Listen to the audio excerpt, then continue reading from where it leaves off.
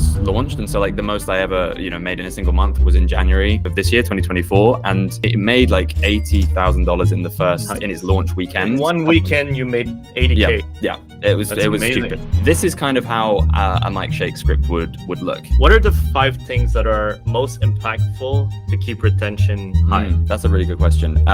The first thing, which Today we have a scriptwriter with over 25 million views under his belt and work with some of the biggest YouTubers like Mike Shake, Ali Abdaal. Guys, welcome George Blackman. Hey everyone, thank you so much for having me on. Excited to be the first guest on the podcast. Yeah, thanks for joining us. We're starting this journey here. And we also have Vexian here, who's the lead strategist at 1 of 10. Cool. So that was the hook. First question is, can you roast it? How would you make it better? Okay, great question. I think that's probably like a pretty good place to start. And worth saying as well, like with podcasts as well, the rules are kind of a bit different. I think really depending on the length of the video you're looking at, you might be looking at a slightly different way of approaching the hook. But the one thing I would say maybe it's missing if we're going like, really in depth is like, we haven't reflected anything back on the viewer per se. So we know a bit about me. We've hit them with some interesting stats and something that's exciting, something that's going to get them maybe invested initially. But we kind of need to then hold up a mirror and shine that back at them and be like, and therefore, this podcast, this episode, this video is going to be useful for you in X, Y, Z ways. But that's being really picky. I think that was just fine. And we got right into the meat after that. So that was pretty good. Like we didn't waste too much time. That was our hook for the podcast. Not too bad, but someone who's got some really good hooks, a little guy known as Mr. Beast. I'm sure you've probably known of him. And this is one of his recent videos that I actually found was quite good. It was an overperformer on his channels. And that's going to be Surviving 100 Days Trapped, Win $500,000. I'm going to read the hook for you now. I've built a massive isolation chamber, and we're going to see if these two strangers can survive in this cube for the next 100 days. They have never met each other ever. Bailey, this is Susie. Susie, this is Bailey. Nice to meet you. Obviously, this is them talking there. And then Mr. Beast gets back right into it with, if you two can survive the next 100 days in here, I will give you $500,000 inside this vault. But if one of you leaves before the 100 days is up, you both get nothing. All right? I think you guys understand the rules. Have fun. Cool. So are you looking for critiques of this or something pointing out the stuff that works really well about this? Critiques, what's working well, what's not working well, what you personally like about it from a scriptwriter standpoint, tactics they use to rehook the viewer, setting up stakes, and then things like that I think are good, because I think there's some really interesting stuff here, specifically with never met each other before, Bailey, this is Susie, etc. I think that's actually quite interesting how he's done that there. Yeah, for sure. And like, I'd be interested even to hear what you guys are thinking with regard to this. But the thing that always like stands out to me, and what I often like, the advice I give over and over again when it comes to hooks, is just trying to simplify it as much as possible. A lot of the time, people feel the need to really, really get people invested by maybe like hammering down, whether it's a personal stake for the viewer or whatever it might be, kind of repeating themselves because they feel like they need to really, really convince whoever's watching to keep watching. But especially with entertainment stuff, the way I simplify writing a hook is character concept stakes. So in this one, it's really, really simple. We've got the characters, Susie, this is Bailey, Bailey, this is Susie.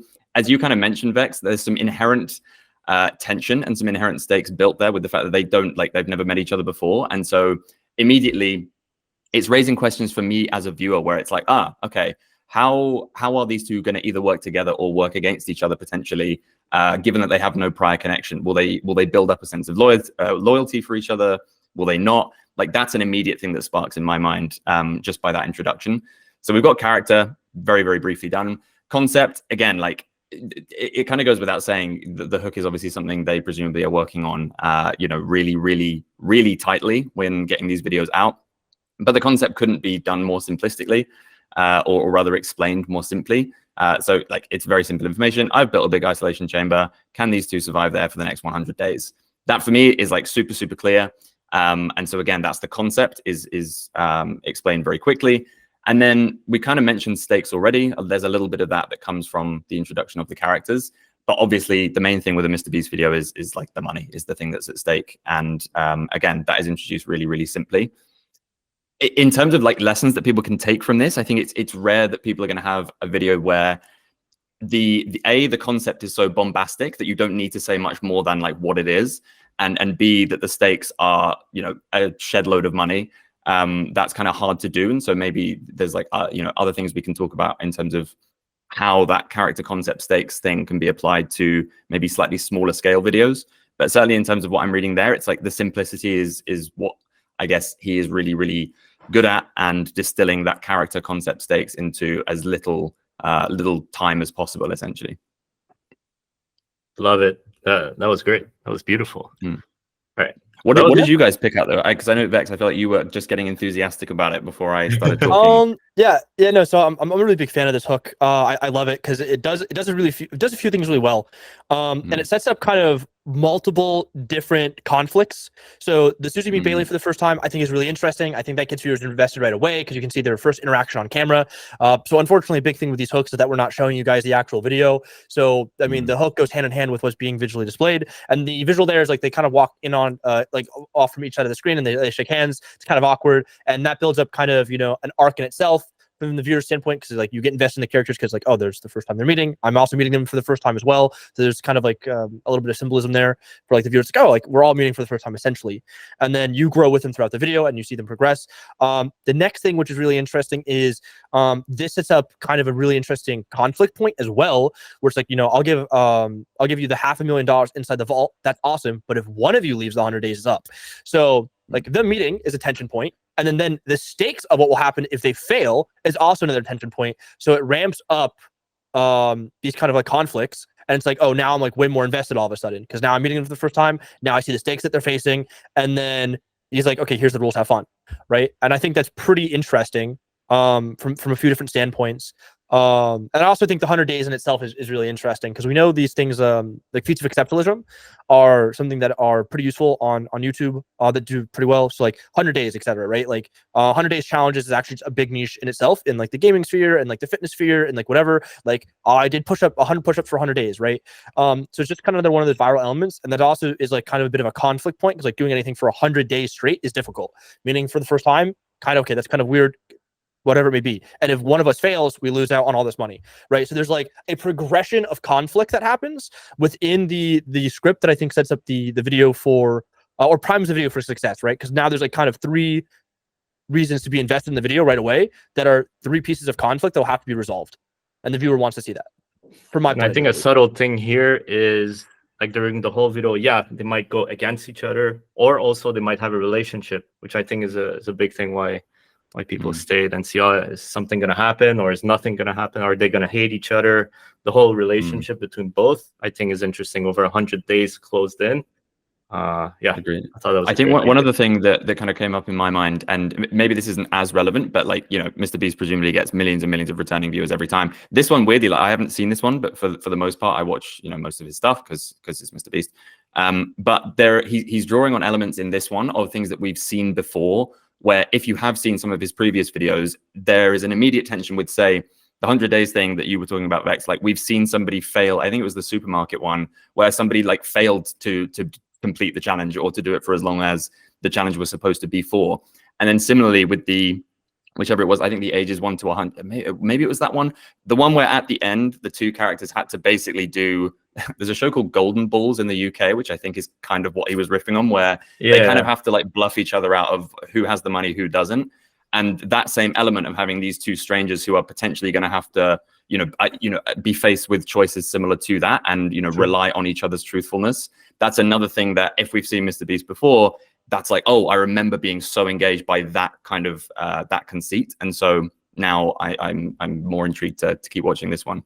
But yeah, like they're pretty good at making videos. They know what they're doing. Yeah, indeed.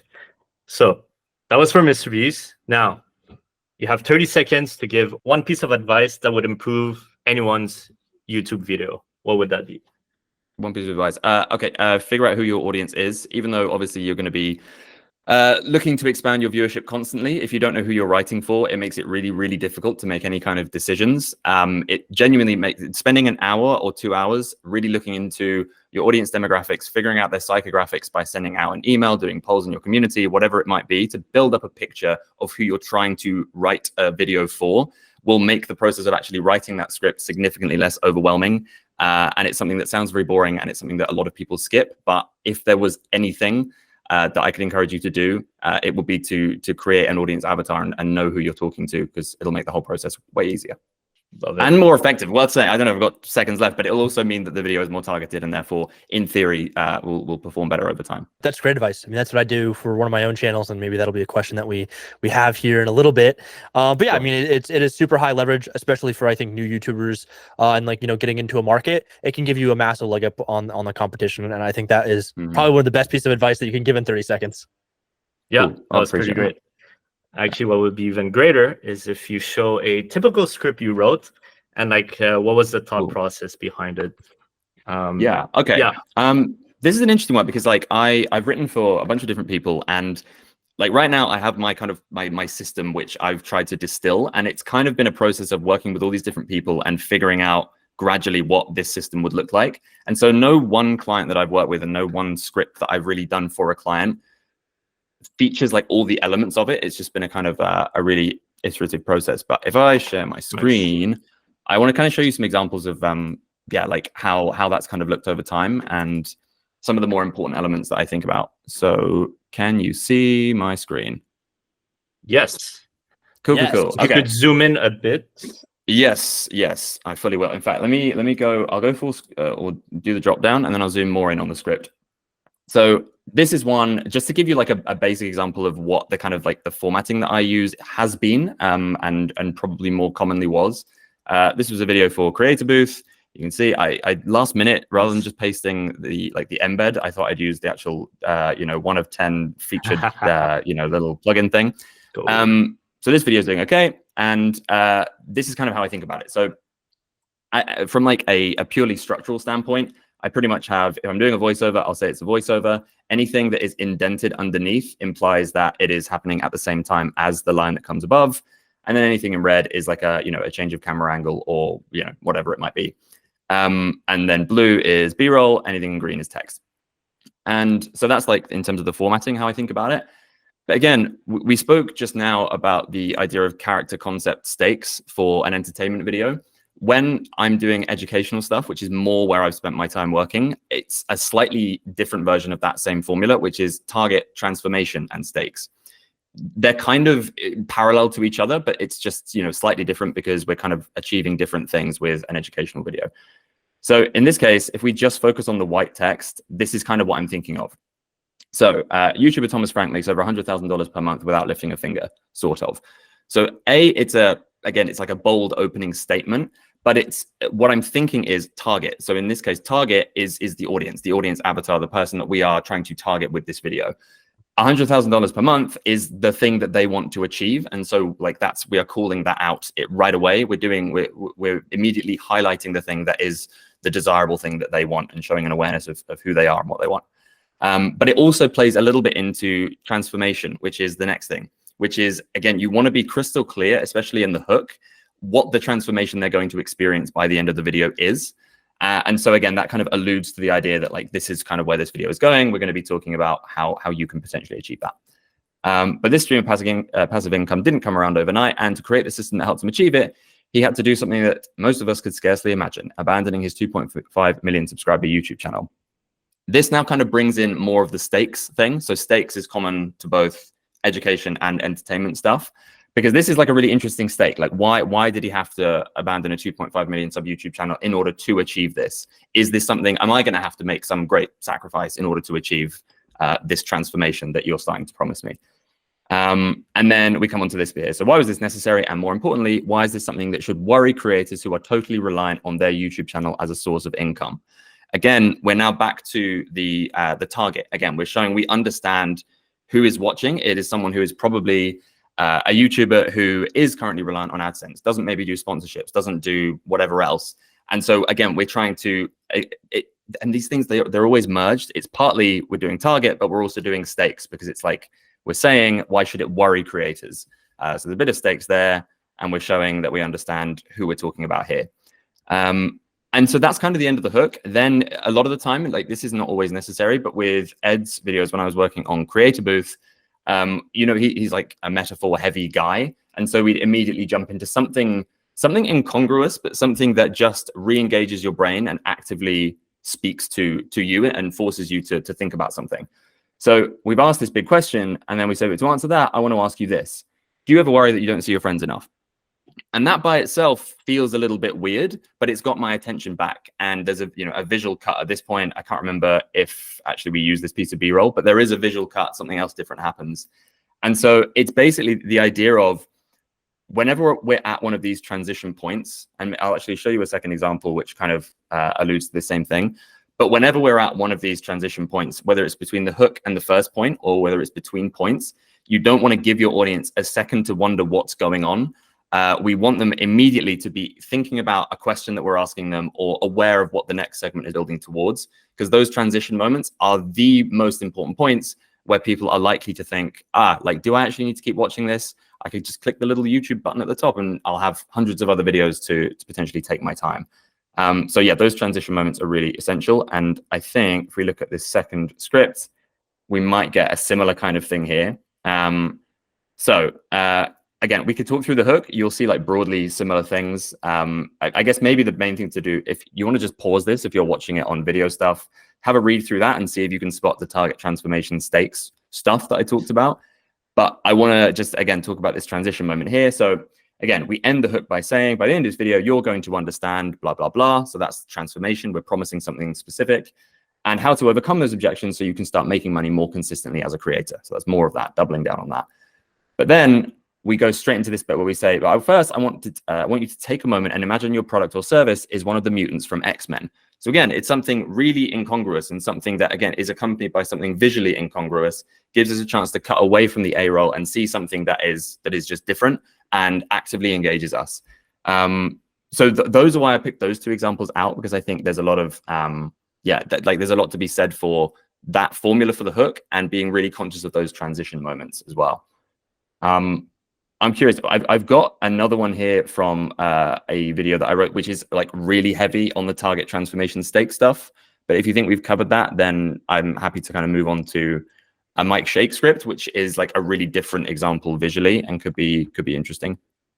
I think it probably makes sense to do Mike Shake, because you get the both like kind of like reasons people watch YouTube is education or entertainment. So you cover the education part with Ed, which is like really good, talking about like I would call it like, you know, phase changes. You'll call it the word you used. I can't remember what it was exactly. Yeah, the transition moments. I'd call it like phase changes, which is really good. And then I also think like probably like the really big takeaway for me there is I really love how you guys would do that in the hook, and then you would do the I'm not gonna be able to say that word. I'm so sorry. The incongruity of like that one. That's a real British English word that I can't say as an American. But yeah, like that was like actually really genius, because it's like, you know, you're spot on. It's like, you know, it grabs your attention. You're like, wait, what? It's like a little bit of like a mental flashbang almost, where it's like, oh, okay, that's a little bit different. Like and then, you know, you're kind of more focused. And I think that is that's super, super interesting from an educator standpoint, and it's incredibly valuable. Cool. Oh, I appreciate that. Yeah, it's always, a lot of the time this stuff is in an echo chamber, and like you get students coming back saying, oh, I tried this thing and it worked. But actually having these conversations and getting some you know, positive feedback and hearing that it's at least novel to some people is really cool. So yeah, appreciate that. So yeah, in terms of the entertainment side, so Mike Shake is an entertainment YouTuber that I worked with for maybe 6 months to a year. One thing, I don't know why I did this, but I kind of just wanted to show, just in terms of, again, this like 1 of 10 stuff where you can see how well a video is doing. I just wanted to, I think a lot of the time we see people just posting their 1 of 10s on YouTube and whatever. And it's also important to say that sometimes we work on videos that take freaking ages and then just don't perform as well. And that's just like a bit of transparency. So these were some of the videos we worked on. Some of them went really well. Some of them did slightly less well. But in terms of the scripting things that I want to talk about here, this is kind of how a Mike Shake script would look. And there's a lot going on here. So I guess I'm going to try and like walk through in terms of my thought process and how we dealt with it. But the first thing to say with an entertainment video is that a lot of the time you don't have the advantage of being able to script everything to a T and then just sit down in front of camera and record it, give it to your editor, and then they make it look nice. A lot of the time with entertainment stuff, and for anyone listening to this who's made you know, the types of like live videos where you're going somewhere and you're doing something, you don't know what's going to happen, is that you don't know what's going to happen, and you can't always predict everything as clearly as you like to. So what would basically happen is Mike would send all the footage from whatever it was that he had done my way. It would, land in a Google Drive folder, and then I would just have to watch absolutely everything. And so that's what these numbers represent. Basically, these are just file numbers. And so the first thing would be kind of ordering them in chronological order, figuring out, okay, what does the flow of this story roughly look like? And then the next thing is figuring out, okay, there's a lot of stuff that's been shot here. How much of this actually needs to be in there? How much of Mike repeating the same action over and over and over again to achieve whatever it is that he's trying to do? Because like he does do the stuff that are in his videos. He once spent like 5 days doing the same pool shot over and over again until he got it right. And so that's a lot of footage, and people don't necessarily want to see that. And so the next step then is figuring out, okay, what can be deleted? So anything in black here is what he said at the time, what he's saying in this piece of footage. And anything in blue is voiceover that I've written to cover it.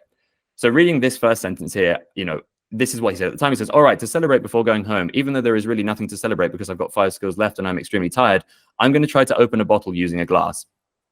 Obviously, he's like doing this stuff all day. He's been filming all day. He's just talking a lot. And so in this case, I'm thinking, what actually progresses the story? What is the raw information that the audience needs to understand to keep up with the video? And in this case, we just need to know what he's about to do, which is he's going to try and open a bottle using a glass. That is the next skill. Then we've got like a shed load of B-roll here of him unwrapping and preparing the bottle. But it's like, we don't need to spend loads of time on that. And so in this case, I'm trying to keep the progression of the story going even while that B-roll is going on. So we throw in a bit of voice over here that says the trick is called savoring a champagne bottle. And so while he's saying that in the voiceover, we've then got the B-roll of him like unwrapping it so that we can kind of get through that boring bit of footage of him just unwrapping stuff while still giving some, some perceived progression for the audience.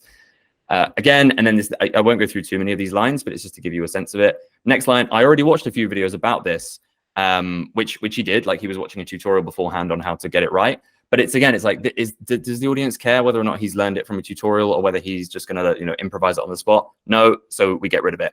And so that's really where I'm thinking, like generally, is just constantly going through it, thinking, did what he said at the time need to be there, or can we delete it? Can we summarize 5 bits of footage where he tries the same skill over and over again with a piece of voiceover, which gets us through it in 2 seconds?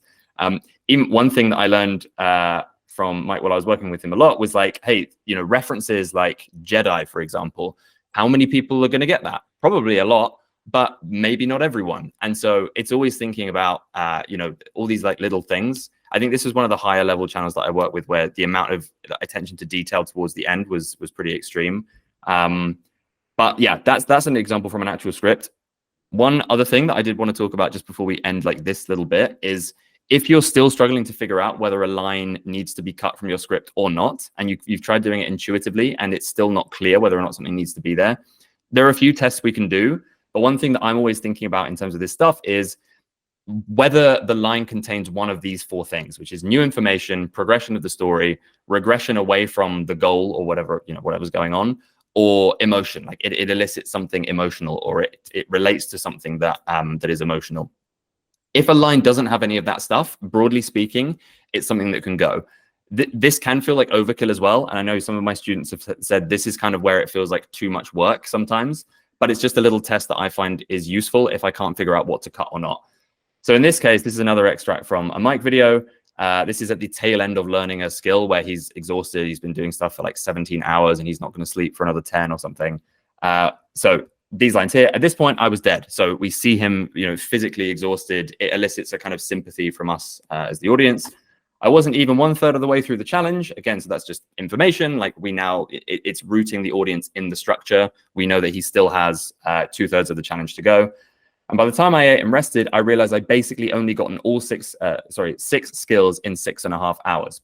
And so again, that's like, this is a kind of regression away from the goal in a sense, where we are actively saying he's not achieving what he set out to achieve. And that increases the level of kind of stakes that we're feeling as an audience member. Then the next sentence, progression. So as we were getting picked up for the next location, again, that's progression towards the goal. He's going towards the next skill. We need that information to be in the script. I was officially running late. So again, now this is going to elicit a bit more emotion. We're now feeling maybe slightly panicked. We're feeling uncertainty. We're wondering whether or not he's going to be able to achieve the goal. That's like a really, really specific example, but those 4 things are a mental model that I employ whenever I can't tell if something needs to be cut or not. That's perfect. Love it. Oh, this is cool. We get to see more of your thought process, and hopefully someone can replicate that for themselves. Love it. Thank you for this. Yeah. Of course. Just like super sick looking at the granularity of, you know, how deep it gets, right? Because, you know, some people, like me, for example, I hate writing scripts. I suck at it. So I always just kind of do it off the dome. I work with a partner on a channel, and their script writing process is just like, you know, I let them do what they do. I just let them cook. They don't have any of this in-depth stuff. So it's really interesting to kind of get like, you know, a microscopic view, and then like in the actual like line by line into like the weeds of like progression, regression, emotion, action, and pushing things forward. It's all very like super interesting. I think super valuable, depending on the type of content you do. If you're an educator, you want to focus on different things. If you're an entertainer, you want to focus on different things. And seeing like, you know, the crossover between those two is also really kind of cool, from like a YouTube nerd perspective. But I think that's kind of it. Like you've hit on it. This is more from a YouTube nerd perspective, and I think, to be honest, like 90% of people don't need to do that thing that I just talked about. The stuff that we worked on, you know, when I was working with Mike, it's like, you know, he had so much care over his videos, and the final 10% of getting them right was just so important to him. And that's the way for some people, but especially if you're maybe newer to YouTube, that's probably not the way to approach it, because it's just about getting reps in. And, you know, that first 20, or rather like the final 20% or 10% is probably not going to move the needle as much as everything else that you've done. So, yeah, like you say, that's maybe more for YouTube nerds than beginners. Very cool. So you've written hundreds of scripts, right? So what are the 5 things that are most impactful to keep retention high, basically? That's a really good question. The first thing, which though it's not, you know, a thing that like in of itself is something that we already talked about, which is knowing your audience, because that affects absolutely everything. We kind of covered that earlier. So figuring out who they are is really important. The next thing, you've set this up well. The next thing is the hook. And so figuring out the target transformation stakes or the character concept stakes in your hook, that's obviously super important. And we can kind of talk for ages about, you know, like what happens on page 5 of the script, or like once you're 10 minutes in. But the most impactful thing that you can spend time writing is the hook. And that is obviously massively informed by understanding who your audience is. The third thing I would say is structure, and not just knowing what the structure is yourself, but making it really clear to your audience what the structure is. We spoke a little bit about these transition points where people have the biggest opportunity to decide they don't care about this anymore and they want to go watch something else. It's at those transition points. And the key to not allowing that to happen is A, making it very clear at the start what the structure of the video is going to be. And then B, making it obvious as you move through that structure where the audience is within that structure. And that's why you'll see, you know, loads of like entertainment YouTubers at the start, they'll have little, you know, it'll be like, we have, so here's the goal, or here's the plan, or these are the aims, or like a visual thing where you'll get like 10 colorful diagrams, or it's Ryan Trahan's like, here are the 8 hotels that I'm going to stay in. And it's all like, it's really obvious to you as a viewer at the start, okay, this is the structure, this is where we're at. And again, those transition points, setting up what the next segment is going to be about really clearly. And as soon as you've resolved the previous segment is just, yeah, it is super essential. So that's 3. So a 4th thing, which is fairly related to the structure, is having clear in your mind what the payoffs are of your video. What I encourage people to do before they start writing their scripts, and again, this really does come back to the structure, but it is figuring out at the end of each segment, what is it that is going to, that's going to get your audience excited? What is it they're going to have learned? How are you going to have elevated their understanding of the topic? Or how are you going to give them that moment that they're going to remember at the end of each kind of segment of your video? And one problem that a lot of people face, more educators than entertainers really, is giving the payoffs of the segments too early. And this is especially a problem with listicles, where you'll see people who they feel the instinct is in a listicle to say at the start, and the first thing on the list is X. But then as soon as they've said that, the audience is, you know, it's worth assuming your audience is intelligent. Most of the time, they'll probably have figured out what's going on. So like, let's say we're making a video about how to grow really big parsnips in your garden. if you say the first, step number one is waiting for the right season, and this is like a really dumb example, but if you give that out the gate, immediately I'm thinking, okay, right, I need to wait for the right season. Oh, I guess that's probably the spring, or maybe I need to sow them just before the spring, whatever. And like, we've got it. But the problem then is listicles will often then spend another 2 or 3 minutes then unpacking it. So they might then go back and say, so we all know that parsnips need the perfect weather to survive, but how do you know which kind of weather is going to grow the best parsnips? Well, obviously you're going to need a lot of rain and blah, blah, blah. And you start to think, yeah, like, I got it. You told me the payoff at the start. And so one thing I often encourage is for people to think, what is that payoff moment? And am I giving it too soon in the segment? Can I move it nearer to the end? And that's where you'll see retention graphs that have like real, like kind of a spiky problem, is because you'll see people, the viewers understanding the point and skipping ahead to the next segment. Yeah, specific to listicles, that's what I always wonder, because you have those graphs where it's like this, right? It goes up and down, because people are just skipping each step.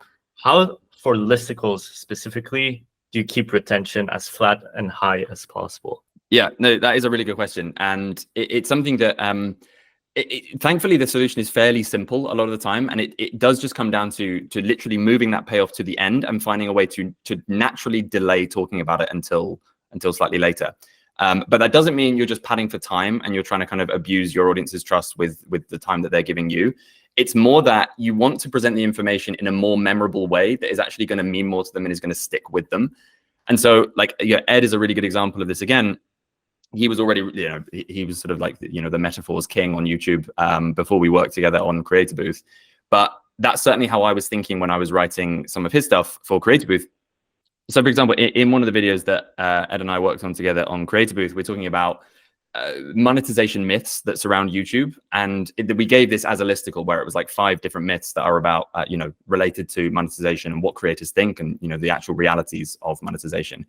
And so one of the myths that we talked about was the idea that you want to blow up really fast. But rather than coming out the gate and saying myth number 2 is blowing up fast is not good, we wanted to find a more inventive way of saying it and a way that didn't give that payoff straight away. And so basically that segment begins with Ed saying something like, there's something that I used to want on YouTube more than anything else. But when I actually achieved that thing, it made my life more stressful and meant, negative thing, negative thing, negative thing.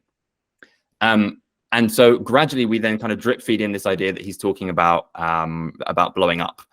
And what this does is it gives the audience time to kind of recognize what Ed is describing and see that in themselves and start to think, oh, hang on, okay, blowing up on YouTube, he's talking about it, but in a negative way. That's something that I've always been told that I should want. And that's what I see people doing, is blowing up really fast. And it makes you, it sees the audience. It shows that Ed is seeing them and can relate to their experiences. And so then when we finally deliver the thing at the end, which is, where we say, and so that's why the second myth is blowing up fast is not necessarily, or rather, sorry, the second myth is blowing up fast is always good. It's given the audience that time to kind of figure out what the point's going to be themselves, and it makes them feel smarter in the process by not just kind of like giving them the answer on a plate at the start, and instead emotionally engaging them and then allowing them to arrive at that conclusion by the end of the segment. So that's the simple way that I think of it, is just like, yeah, I say the simple way. That's my 10-minute explanation of the simple way that I think about it, which is just thinking, have I told the audience the whole point of the segment at the start? If so, can I move it later? And can I find a more engaging and memorable way to build up to that revelation rather than just telling them straight away? Yeah. So after that, those are great ways to, keep retention high. But what is one thing, if you had to like point to the most paramount thing that causes loss in retention, what would that be? And why does that affect retention in a negative way? That's a really good question. I don't know whether to give a slightly more meta answer to this one or not, because a lot of the time, like I go back to the same things. It's about knowing your audience. It's about you doing a good hook. It's about structure. It's about payoffs. But one thing that is really interesting and something that has impacted my ability to understand retention graphs negatively in the past, is something that a lot of people overlook. I realized I just did that like a YouTube hook as well. Just watch back the last 10 seconds of what I said. That's a hook. And it often comes down to not viewing the retention graph in its entirety, because a lot of the time it's really easy to kind of to look at the individual spikes and individual moments where maybe it's kind of dipping for a little bit of time, and just to look at that segment and try and isolate a problem in that segment. One problem that this gives is that it doesn't allow for the idea that your viewers might have seen something in the earlier stage of the video which is affecting their behavior at a later stage of the video. So a lot of the time this can come down to payoffs. So there's a video that I worked on where we noticed that one of the stronger segments of the video, as far as we could tell, one of the most entertaining, like it was edited really well, there was a lot of really good progression, it was exciting, there were emotional moments, was still seeing the biggest dip in or like a gradual and consistent dip of people during that segment. And we were trying to figure out why that would be. And then I went back, watched the first half of the video, and realized that the segment that had come immediately before that, we'd set something up at the start of that segment, and we'd spent like five minutes maybe kind of building up to the conclusion of that segment. And then the payoff had been really, really limp and really weak, and hadn't made me feel good watching it back, even as someone who worked on it.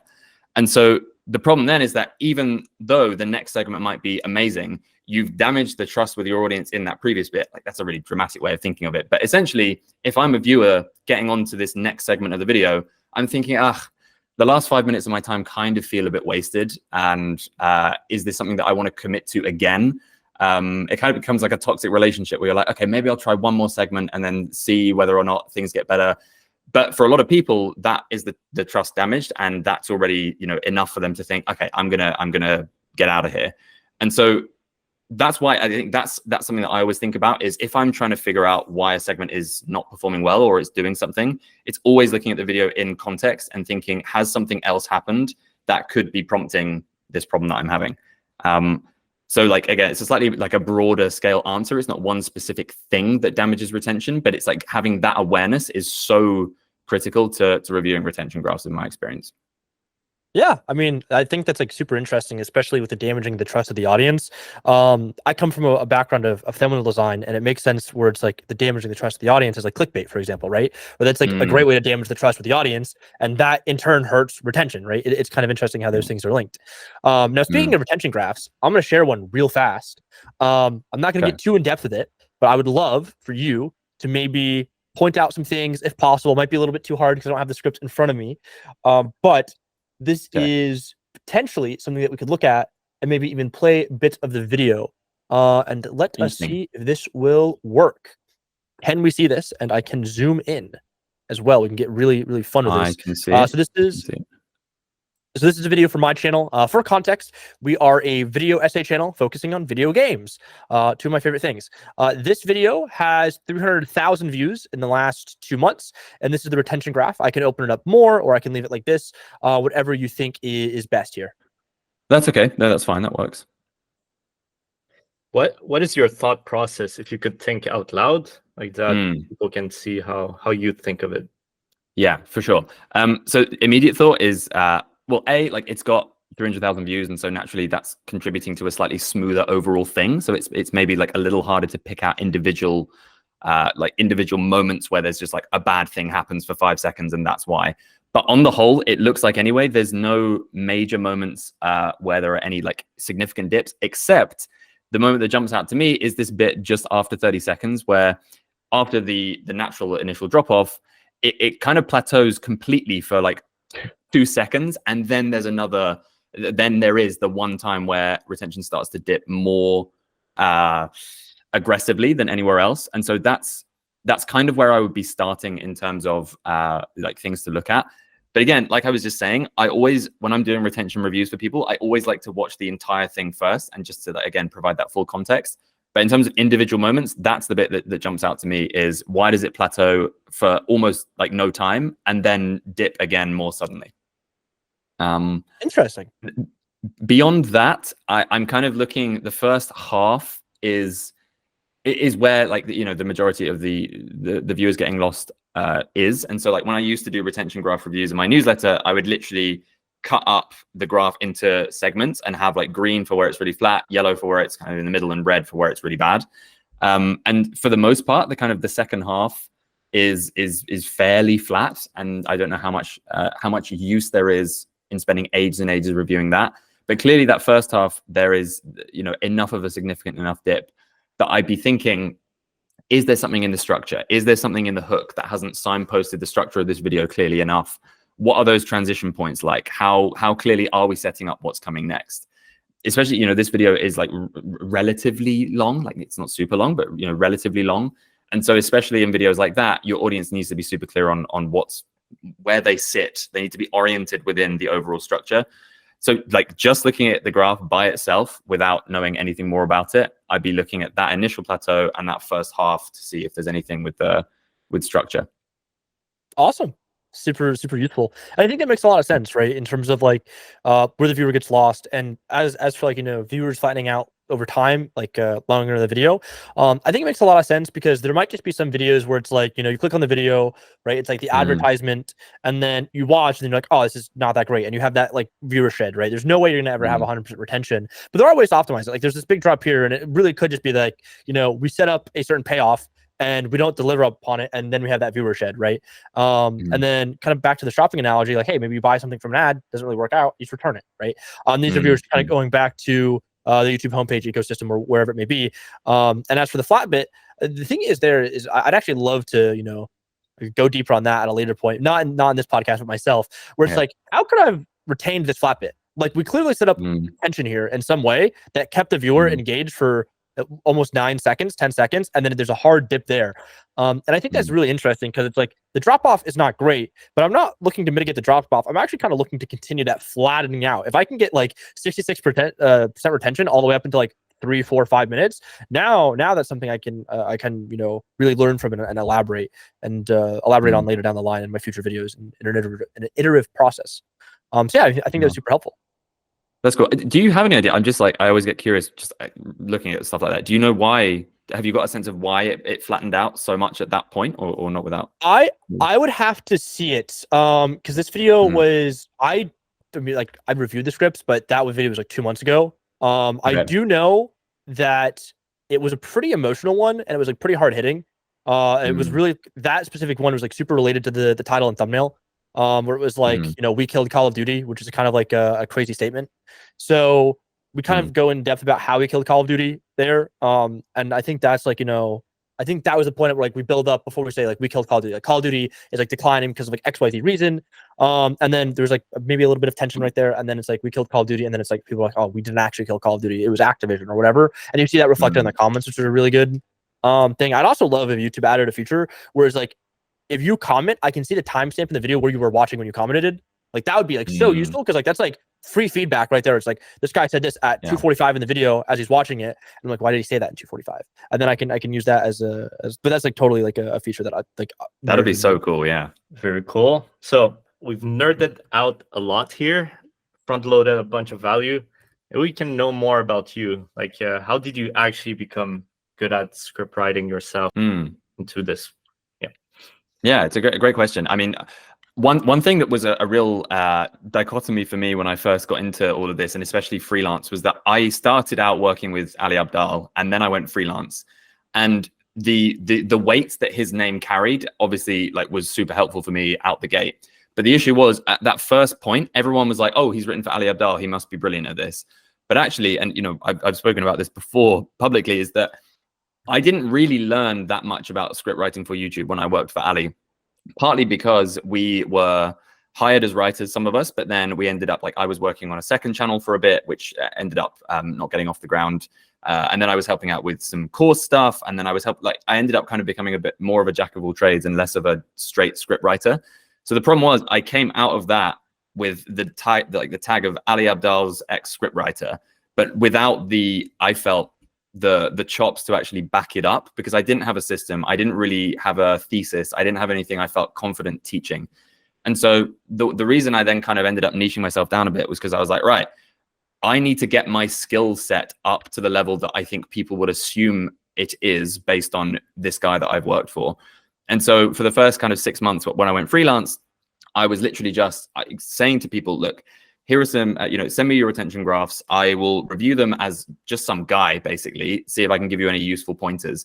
And the advantage of doing that was that over the next 6 months, I ended up reviewing like 100 videos across 40 different niches, while then working with clients in the background and kind of taking the theories that I was getting from these reviews and thinking, okay, if I plug this into this video, does this actually, am I talking rubbish or does this make sense?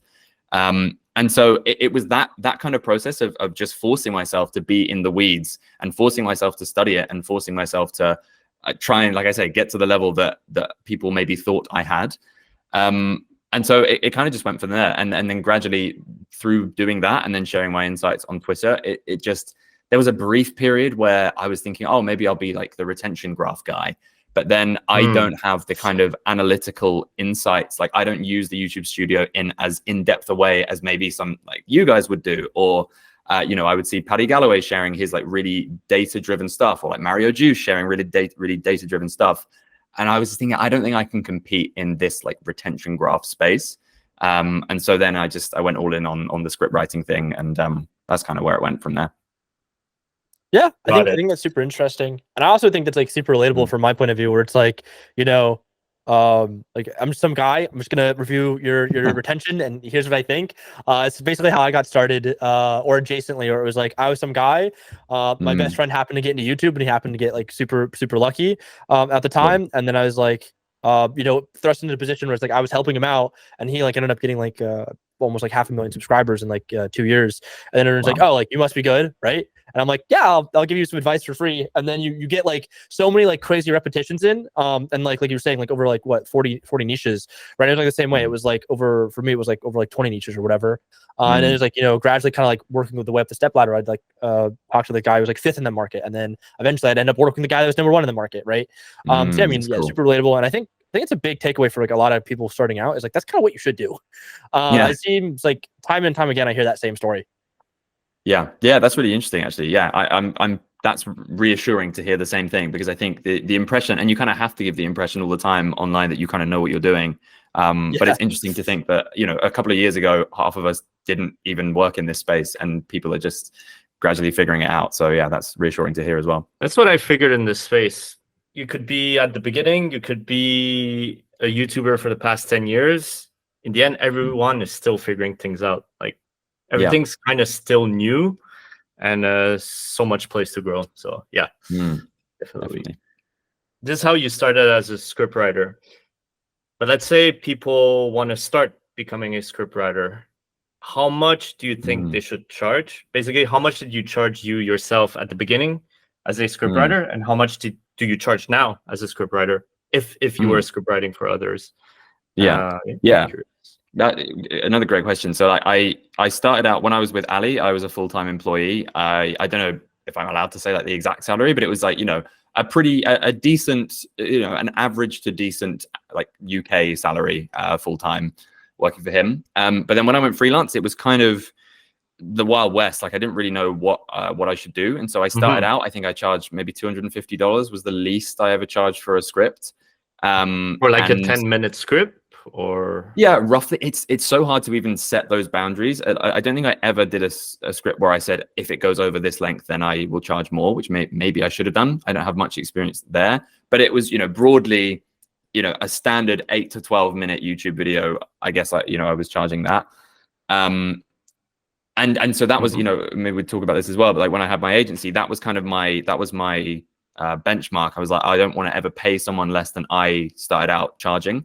So it started out at $250, but then that kind of went up fairly swiftly. I think I sat around the $600 to $800 mark for the majority of, let's say like 2-year period where I was writing scripts regularly. It was probably $600 to $800 for the kind of middle year. And then for some of the bigger projects that I've worked on, particularly, in terms of, some scripts that I've worked on will take half a day, but then some of the stuff that I've worked on now in terms of just the scripting will take 5-6 days of just pure time sat script writing, which might be spread over a couple of weeks, even if we're waiting for stuff back from the editor, or maybe they have to go out and reshoot stuff or whatever. And so I think the most I've ever charged for an individual script is around $1,500. But I know people, some of my friends who are in this space have charged more than that for individual scripts. And it really just depends who you're working with and what their budget is, what their goals are. A lot of the time you can charge businesses a lot more because they have more money and they don't know what they're doing, and so they're basically just like, just throw money at the problem, just write me a good script, I don't care. So it depends which ballpark you're playing in, I suppose. Got it. Yeah. Got it. In your first year as a freelance scriptwriter, how much did you make in total in the year? And also curious how much overall, over all those time as a scriptwriter, how much did you make the most in a month? This is like, well, I say annoyingly, it's good, but it's skewed by the launch of my course, which happened in January this year. So on the whole, when I started out as a freelancer, my target was just $5,000 per month, and I pretty much hit that from the go. But that was just purely like just writing scripts. I'd say, so in the first year, like I guess I don't have the exact figures, but let's say I managed to hit, well, I did hit that. So maybe around $60,000 to $70,000 in that first year. Perfect. But towards the end of that, like, 5,000 was happening fairly easily as I was charging more for scripts, and so then it was maybe more like $7,000-8,000 a month. Nice. That was so probably it shows to the people end. You can make over 100K per year as a scriptwriter if you go at it. Cool. That's cool. Yeah, definitely. But then then the course launched, and so like the most I ever made in a single month was in January of this year, 2024, and like that. I mean, I don't think I did anything else that month. I didn't write any other scripts. I kind of didn't do anything. But that course, it made like $80,000 in the first in its launch weekend, and then over the next in one weekend you made 80K. Yeah. It was amazing. stupid. Like, beautiful. which is was cool, it more than expected? Yes, I think so. I think I flip-flap between thinking, oh, this is maybe going to do okay, and then thinking, oh, like 2 people are going to buy it, and 6 months of my life has been wasted. But yeah, like it was literally ridiculous. And I know we're kind of, again, we're talking about an industry where the money can just be ridiculous anyway. And so sometimes, weirdly, it still feels like, oh yeah, but then these other people make this amount, and blah, blah, blah. But yeah, that was ludicrous. Yeah. You feel that as well? You have no idea. I'm always like, I can always be like doing more, making more. I can always be like that. It's not. I get paid a fantastic amount, but I'm like, I'm always like looking to like climb the ladder anyway, because it's like, I'm sure there's people you look up to this space, but like for me, it's like, my goal is always like, ideally eventually become like the number one, right, at what I do. So it's always looking like, okay, like Patty's doing this, right? It's like, but you're already the number one YouTube strategist in the world. Like, I'm good, right? I'm good for sure. But yeah, I always like look. I'm like, how do I get more? It's like I want to do better. I want to make better things. But yeah, I mean, it's just a good metric. I use it as a measuring stick. This is kind of how I look at it. Yeah. No, it's good too. I suppose it's nice to have those kind of stretch goals as well. But then, like, I think the more I see Noah Morris on Twitter, I'm like, oh my god, like there's so much more to go. Like, wow. Yeah. So it's, I guess there's a balance to be had. But yeah, that was ludicrous to me. I was someone who like very much used to the idea that if I came out of uni and ended up with a job that was paying like 25K, I would have been happy. And so it was crazy, and the effects of that are still kind of going now. So maybe the last 4 months, it's been like, this is without writing any scripts. The course has been doing like 10K a month just by itself without me having to do anything, which is nice. But that's that can't last forever, and so you're always moving. But also, how long did it take to create that course? Because you made that over a weekend, and now passive over months at 10K. But how long did it take? Because I know you worked a long time ago on it. Yeah. I started it in maybe July or June of 2023, and I launched it in January 2024. So like more than 6 months. It shouldn't have taken that long, and there are definitely things that I learned from it. And now I'm revamping it because there's stuff that I already want to change, and like having conversations like this are really useful for like making me think through what I even think. But yeah, it was 6 months of work, so it's no small task, and I don't really want to make another course for a long time because it was stressful. Got it. And basically, as a scriptwriter and your agency and and the course, everything you're running, what's your tool stack? What resources do you use? Yeah, great question. So for the most part, like what's driven everything, like Twitter is at the base of everything. I've never had to do outreach for a client ever. Actually, there was one YouTuber who I actively really wanted to do some work for. So I reached out and did some stuff with them, still do very occasionally. And but I've never had to do any outreach because Twitter has meant everything's been inbound. The next level of that is then my newsletter. So ConvertKit is what I use for my newsletter. That was completely behind the course launch and why that did so well. Shout out to Daniel Bustamante if anyone needs people to like do their email marketing and their funnels and everything. He works with the guys at Ship30, and he made that all happen for me on ConvertKit. So that was good. More recently, 1 of 10. I know I'm talking to the guys, but 1 of 10 has genuinely become part of. Let's go. But I mean, how couldn't it be? I feel like that is the tool that people have had to manually make themselves like figure out for the last however 10 years, and now having a tool that does that ideation stuff for you. And like, I genuinely use it every day. In my community, I have a lot of people who are like, oh, okay, what do you think about the titles for this video that I'm working on? And my most common thing now is literally to just like go and do some quick research on 1 of 10 and just screenshot something from it and be like, these are some titles that are working well. Try and figure a title out from that. So that's a big one. And then I think you find it's just like the usual stuff that you'd expect in the creator economy. So I use Notion for everything, all my scripts. I use Zapier to automate some bits and bobs. Hype Fury to schedule my tweets, and also my friends who actually schedule them on Hype Fury. So thank you, Ollie and Freya, if you're listening. Because again, that's the end. Like Twitter is the engine for everything else, and so any tools related to making that be consistent is pretty essential. Yeah. Okay, so now I was wondering, what advice would you give to creators looking to build like a sustainable career in the creator economy these days? That's a really, really good question. I think one key realization for me, particularly having started out with Ali and then kind of everything else coming from there, is that you can simplify your aims. Essentially, all you need is that first testimonial. All you need is to work with one person who will willingly say something about how good you were, and you're off to the races.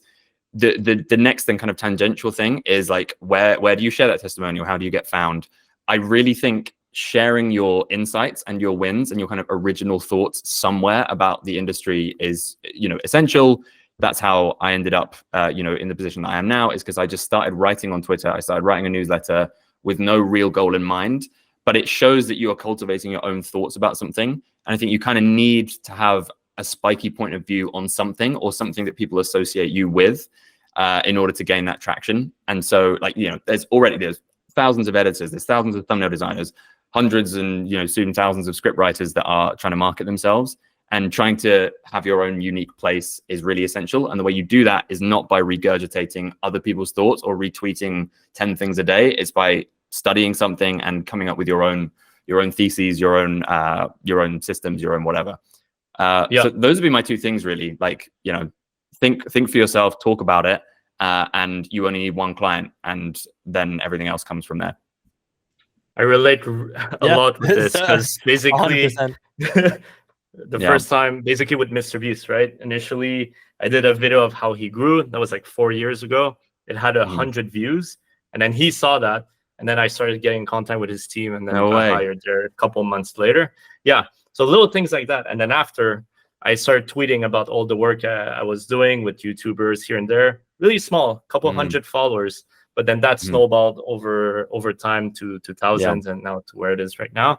And basically, the big takeaway here is put out what you do, put out your thoughts, and some people will see that, okay, you know your stuff, you know what you're doing. I'd love to have a chat with you. Oh yeah, another thing is I try to chat with everyone, talking with everybody, because that's how you learn. But it's also fun vibes like this, basically. Yeah, for sure. Yeah, I'm curious actually. So what were you hired in terms of like the ideation side of things, or something else? This is just me asking as someone who's curious. Yeah. So initially on the thumbnail side, just helping out on concepts, a little bit A/B testing stuff back then, and then afterwards as a content strategist in Shorts, basically. Cool. So data ideation, optimization, all that. Cool, nice, good to know. Yes. Yep. Yeah. So, we talked about how to sustainably grow, either in like the creator space, or rather as, someone helping creators, aiding them in any way, shape, or form. We're going to pivot a little bit. Let's say right now there was a YouTube stock exchange. You can invest in YouTubers, right? Okay. You can short YouTubers. You can do whatever you'd like to do.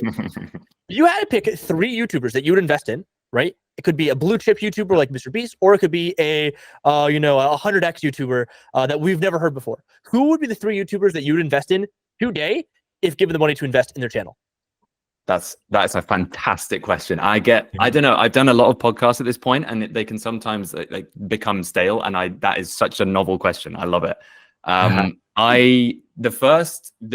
guy that comes to mind, and I'd be remiss not to say him because I already said on Twitter recently that he's like my unexpected YouTube inspiration of the year, is a guy called Matt Mort, who basically at the start of the year, and that's, I'm seeing nods, like I feel like everyone, even though he doesn't yet have a big following kind of anywhere, everyone somehow seems to know him. And he, for anyone who doesn't know, he's this guy, like at the start of the year, he put out a tweet where he was like, okay, I'm 28, never had a serious relationship, £50,000 in debt, still live with my mom. I want to sort this out. And I think it really ties into this trend we're seeing generally at the moment, where people are vying for slightly more pared back, more connection driven content. And he's basically just a guy who's like, I'm really in debt, and I'm showing you the process of me trying to get out of debt and better myself. And his videos are really chilled and calm. There's a bit of Ryan Trahan about them. So he's the first guy. I feel like he's going to go a lot of places. The next, I think April in Alta is another one who I have seen a lot from, although she doesn't upload like that frequently at the moment. I don't know. I think it's the way that she thinks about YouTube, the way that she presents how she thinks about YouTube is really, really accessible. She's had a couple of really like viral hits in the last year with a relatively small channel, like 50K. Yeah, doesn't post much, but always high quality. Yeah, exactly. Great stuff. Yeah. So yeah, like I'm keen to like get her doing a guest session in my community and things like that at some point. Because I think she'd be great. And I mean, okay, so we've done kind of 2 up and comers. I mean, I guess you're always in your own content bubble, but I think I really like and have continued to really like Mr. Who's the Boss. I think he's catching up to MKBHD at this point, and I just don't see him going anywhere. I think his style is just fab, and I'm so intrigued by seeing. He did like a script writing session when I was working with Ali, and just like seeing how tightly he scripts everything. For me as a script writing person, I feel like he gets my 3rd investment. Awesome. Love it. What about you guys? I want to learn more about like who other people watch. Okay. Man, I don't know how much time you have, but we can talk about it because like I've actively thought about building this tool. I have no idea how. Because like as a YouTube strategist, right? Like my whole thing is like information. We have 1 of 10, right? We have like the Bloomberg terminal, if you will. Same thing with like NextLev. So like, dude, it could be anything. I guess I'd be remiss if I said any channel that I didn't work on, any channel that I work on, I'd just invest in automatically, right? I don't think I'd work with a channel that I didn't believe in. Maybe like a minor investment. Big ones, my channel, Couch Co-op, that I run with my roommate. That's a big one. And that one's going to be a big payoff, I think. Outside of that, maybe I'll just do some insider trading and ask more Noah what his channels are. That'd be a potential good one. I think I'd take Linus Tech Tips. So you were talking about Mr. Who's the Boss. I'm a big Linus fan. There's a lot of sustainability there. And as someone who's been an avid viewer of Linus for a very long time, it's been really interesting to see how he kind of develops and iterates and evolves over time. And eventually, I really like the fact that he's going to not be the face of LTT anymore. And I think people like MKBHD won't be able to do that. Mr. Who's the Boss won't be able to do that. But Linus has primed his company to do that, which gives him longevity, where he might take, a small fall, where it's like when he does step away and does like kind of retire. But like when MKBHD retires, that's it. That's the end. When Mr. Who's the Boss retires, that's the end. But if Linus retires, LTT keeps going. And then the last one is purely a nostalgia buy. And this could be 1 of 2. That's going to be Ethos Lab, a Minecraft YouTuber. I've been watching the first ever Minecraft YouTuber. The first ever YouTuber I've watched. Every video for the past 10 years. Which is like super kind of like nerdy. No, dude, it's the best. He's like just prime right now. It's like it never gets bad. And then outside of that is like FaZe Jev. Both people I've watched since like I started watching YouTube. And like they're like kind of the most consistency YouTubers of all time. Like they've never changed at all. They've had incremental improvements over time.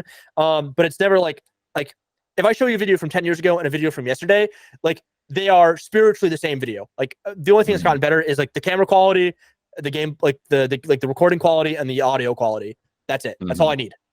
Okay. Wow, that's so cool. I'm thrilled to hear that he's still going. That's amazing.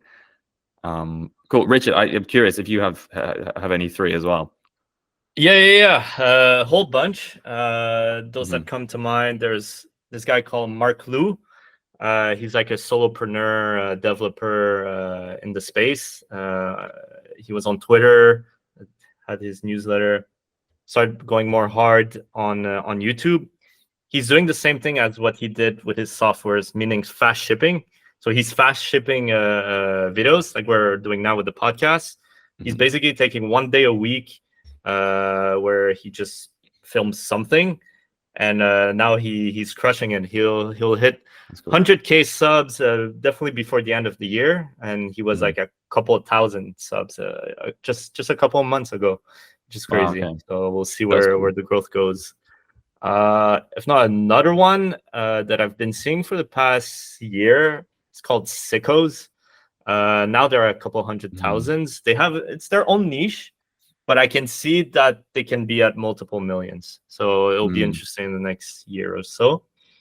And number 3 is just a personal favorite, is Yes Theory. I've always liked the vision of it, the sense that seek discomfort is what I always try to do. Yeah.